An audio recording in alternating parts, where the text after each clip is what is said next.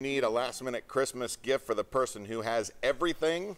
That can be tough to shop for. Yeah, Emily DeVoe joins us live from Market Square with historian Jack Neely and his new book. Hey, Emily. Hey guys, well, his newest book is called Historic Knoxville, The Curious Visitor's Guide to Its Stories and Places. It's got a beautiful cover, but of course the inside is even better. Jack, you've written multiple books on East Tennessee. Yeah. What makes this one unique? This is kind of it's a visitor's guide. It's the Curious Visitor's Guide to Knoxville's places and stories, and it's really kind of, whether you're here for a weekend, this will show you what to look at, what's worthwhile about the city. And if you've lived here your whole life and have always wondered about another neighborhood, because people in Farragut often don't know about people in Lonsdale, and people in Lonsdale don't know about people in Island Home, that sort of thing. So if you want to find out about other parts of the town, you can find it here.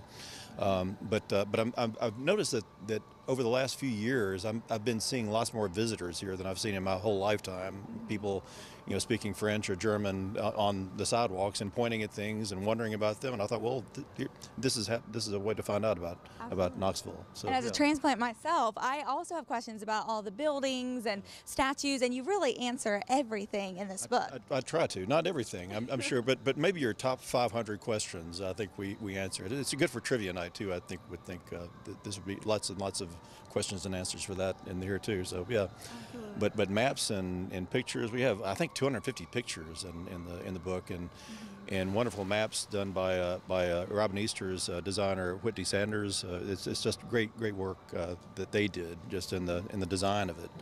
And I just wrote the copy. So, but we did this as a project for the Knoxville History Project, which is my ongoing nonprofit that we represent this, and we put it out there, and it's available in local bookstores. We found some of the chain bookstores are hard to deal with, but it's in the local bookstores. Right, like Union Avenue Books. They've sold more than 100 of them already just in the last few days. So it's really flying off the shelves. And one thing that I think is unique about it is it's great for someone with a short attention span. There's nothing really long in there. Right. Yeah, it's perfect. It's perfect bathroom reading or whatever you want.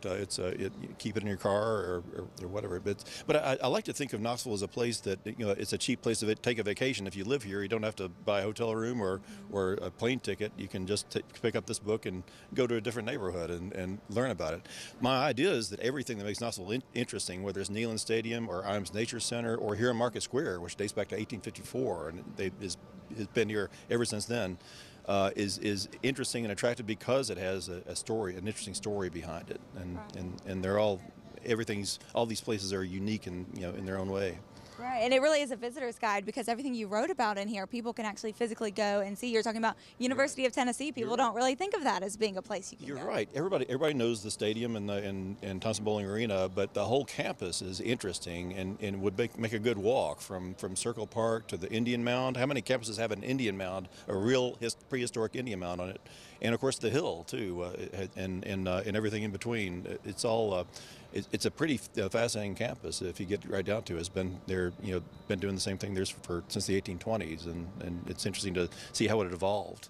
Well, alrighty, with just a week away till Christmas, if you need a little last-minute gift for someone, this might be a good one. We'll send it back to you guys in the studio. I bet it is. You tell Jack we said hello. Thanks, Emily.